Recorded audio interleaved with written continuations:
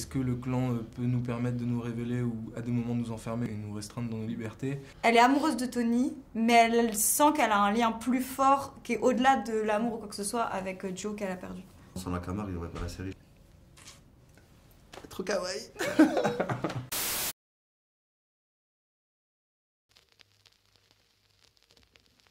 Je présente le personnage d'Aren ici présent, fabuleux acteur. Son personnage s'appelle Tony. Il est le grand frère de la fratrie qu'on suit un peu de manière principale et il est censé leader le clan, en tout cas prendre le lead à la suite de sa mère et de pouvoir sortir le clan d'une mauvaise passe. Pablo Cobo, ici présent, fabuleux acteur, joue le personnage de Joe, donc, qui est le personnage central de ce trio familial. C'est donc le petit frère du personnage de Darren, Tony. Et c'est un personnage qui, en fait, est un personnage assez rare, je pense, parce qu'il est extrêmement torturé. C'est un personnage assez sensible, assez discret, qui laisse un peu sa vie passer devant lui et qui se prive de beaucoup de choses. Et qui, en fait, au fur et à mesure de cette série, parce que la vie l'y oblige, et parce que la vie, la famille, les valeurs qui le portent l'y obligent, il va en fait se révéler et aussi bien dévoiler tous ses bons côtés que ses mauvais côtés. Moi je présente le rôle de Letty, incarné par Aïka. C'est une fille qui est un peu bloquée par son père, parce que son père il veut vraiment pas qu'on se marie ensemble. Du coup elle est un peu tiraillée par le fait que y a des valeurs familiales et à la fois elle veut s'enfuir avec son copain, mais ça a créé toute une histoire et tout un conflit autour des deux familles. Et en dehors de ça, c'est une merveilleuse personne qui donne beaucoup, tout comme Pablo dans le jeu, quoi. Trop kawaii. Je pense que Letty, en fait, qu'à la base, Joe c'était vraiment son meilleur ami quand ils étaient petits, on s'était raconté. Ouais, c'était vraiment son meilleur ami. Et qu'en fait, il s'est passé plein de trucs 7 ans avant le moment où se passe la série qui font que ce trio, on était tous potes. En fait, moi je traînais tout le temps avec eux. Et en fait, je pense que le Darren, je le vois un peu plus comme. Enfin, c'est devenu le personnage de c'est devenu mon futur époux, etc. Mais c'est surtout un peu mon protecteur. Enfin, en fait, il incarne plein de choses. Et Joe, je pense que c'est plus. Je lui en veux peut-être un peu de m'avoir un peu laissé tomber parce que du jour au lendemain, on se calculait plus. Alors qu'en vrai, c'était nous deux qui étions genre meilleurs amis, on avait le même âge. Et son frère, on traînait avec lui. Et qu'au final, c'est le personnage de Tony qui s'est occupé de moi. Et qu'au final, je suis amoureuse de lui à la fin, quoi. Mais que mon lien. En fait, je pense que Letty, elle est amoureuse de Tony, mais elle sent qu'elle a un lien plus fort qui est au-delà de l'amour ou quoi que ce soit avec Joe qu'elle a perdu. Pour ma part, mon personnage, c'est un personnage qui porte beaucoup de culpabilité. Du coup, par rapport à son frère, il en a énormément. Et c'est quelqu'un qui s'est un peu reclus dans son coin pendant des années. Et donc je pense qu'il a une forme de mélancolie par rapport au personnage de Letty. Mais sans savoir comment et sans pouvoir rattraper ce lien. Donc il y a un peu une forme d'absence ou une forme comme ça de no man's land qui s'est créée entre nous. Mais par rapport à son frère, il y a plus une forme je pense que c'est quelqu'un qui se voit lui-même comme un danger, donc il a bizarrement l'envie de le protéger, en fait, finalement. Même si c'est lui le petit frère, il a de le protéger de lui, en tout cas. Mais je pense qu'il le voit comme... en tout cas, sur le début, il le voit comme une sorte de protecteur et de garde-fou, un peu, je pense.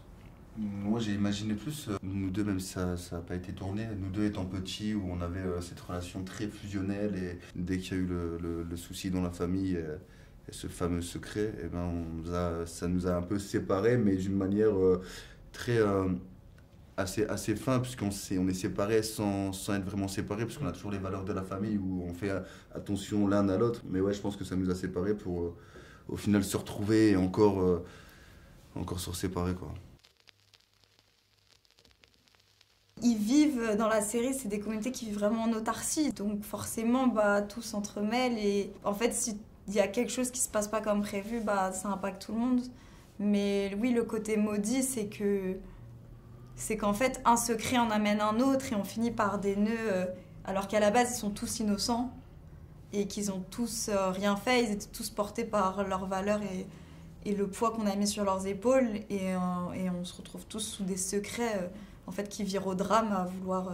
toute façon, oui, je pense que s'il y a un endroit où on est maudit dans la série, c'est le clan en fait. C'est-à-dire que tout à l'heure on en parlait, c'est la question principale un peu de la série, c'est est-ce que le clan peut nous permettre de nous révéler ou à des moments nous enfermer et nous restreindre dans nos libertés. Et je pense que c'est clairement en ça qu'on est tous un peu maudits, mais peu importe les personnages à tous les niveaux de la série, où en fait, je pense qu'ils avaient tous des aspirations à d'autres choses, à un moment, à peut-être d'autres vies, à peut-être d'autres aventures, à d'autres expériences, et qui au final se retrouvent complètement restreints, mais à la fois contre leur gré, mais par rapport à des valeurs que eux plébiscitent et ont sincèrement en eux. Donc finalement, c'est un peu une espèce de tiraillement comme ça, ils portent leur croix, quoi. Moi, ça a été un gros sujet parce que du coup, comme on avait regardé beaucoup les films de Jean-Charles et tout, on a bien senti que le phrasé c'était hyper important pour s'identifier à une communauté, etc. Et du coup, genre moi, comme je connaissais pas du tout, et en vrai, on n'avait pas beaucoup de temps. Donc j'en avais parlé avec Jean-Charles, il m'avait dit te prends pas la tête, en vrai, de toute façon c'est soit on y croit, soit on n'y croit pas, donc c'est pas la peine de singer quoi que ce soit, de toute façon tu vas pas y arriver, donc tu laisses tomber. Et du coup j'ai dit ok, donc je suis juste genre restée en moi et voilà. Mais quand même j'avais regardé ces films et en fait je suis arrivée 2 jours avant qu'on commence à tourner pour rencontrer les gens qui allaient jouer ma famille. Et en fait ils parlaient espagnol, donc pas du tout comme dans les films de Jean-Charles. Donc je me suis effondrée, je dis bon bah c'est mort, on va pas faire cette série, je vais me taper la honte. Enfin je sais pas, après tu fais et puis tu trouves aussi, en fait c'est faut trouver en soi. Genre quand je parlais aux filles, je me disais ok, qu'est-ce qui est moi là-dedans et qu'est-ce qui est pas moi, et tout ce qui est pas moi bah je le prends pas, et tout ce qui est moi bah je le garde.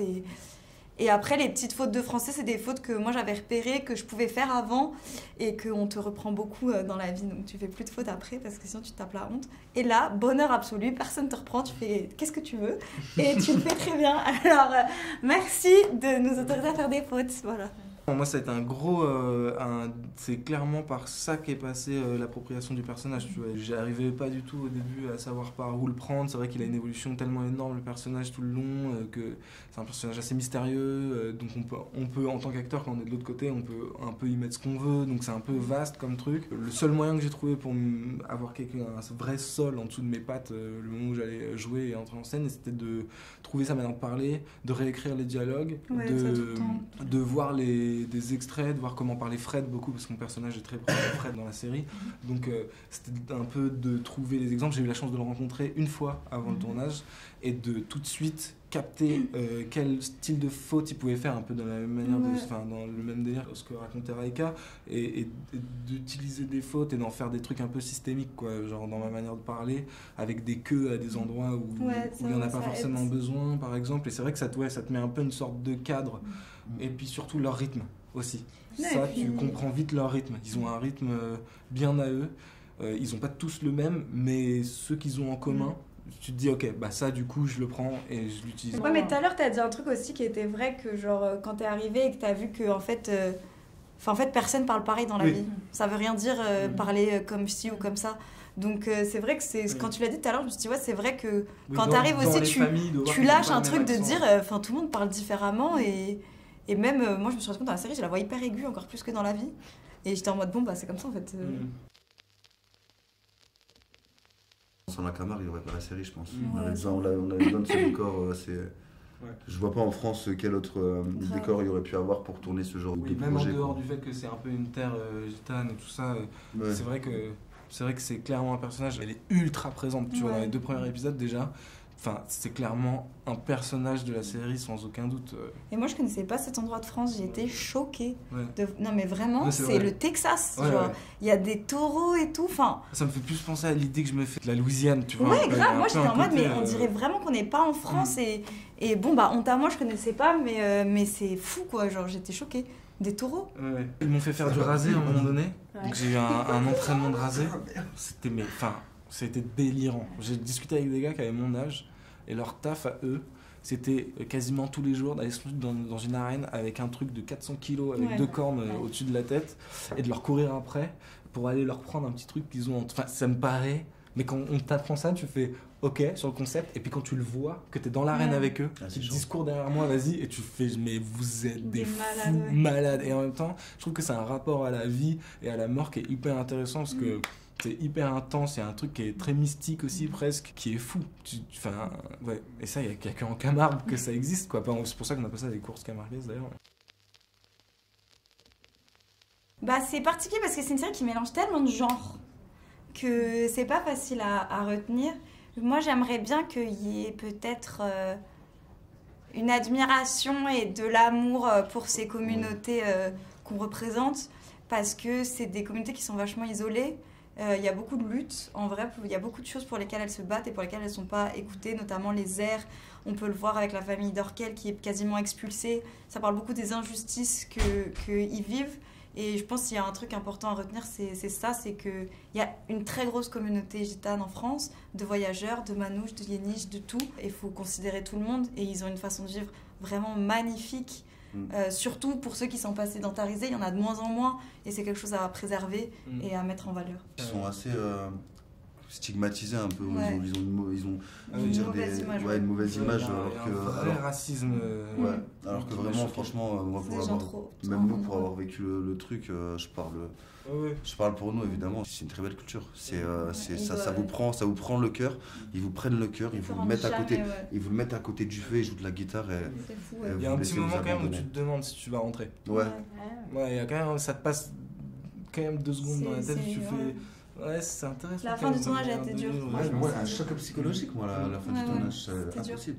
Après, sinon, je crois que j'aimerais bien aussi parce que j'avais peur au tournage qu'on le retrouve pas à la fin, mais Jean-Charles, c'est quand même un réalisateur qui a une vraie poésie dans ses propositions de plans, dans sa. Moi, je suis pas quelqu'un de très technique dans le cinéma, je capte pas trop les plans. Et là, c'est vrai que je faisais un peu plus gaffe parce que de le voir créer ses plans et tout, c'était assez fabuleux. Et je pense notamment à des plans genre dans le plat, là, quand vous c'était passez fou, tout le plan, et des choses comme ça qui m'ont vraiment touché, parce qu'en dehors de juste stylistiquement parlant, je trouve que ça raconte tout le temps un truc. Ouais. C'est ça, que c'est jamais gratos. Je trouve que ça se ressent et j'espère que les gens vont y avoir accès, quoi.